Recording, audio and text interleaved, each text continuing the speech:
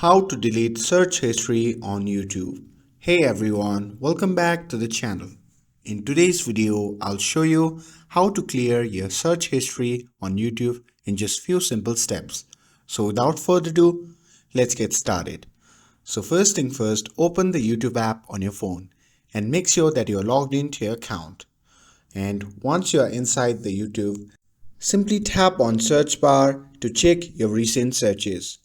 Now go back to the main dashboard and simply tap on your profile icon shown in the bottom right corner of the screen.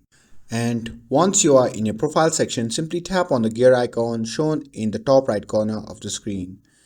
Since there is no direct clear all history button, you need to simply tap on manage all history, and this will take you to the YouTube history settings. Now you will have multiple options to delete your search history.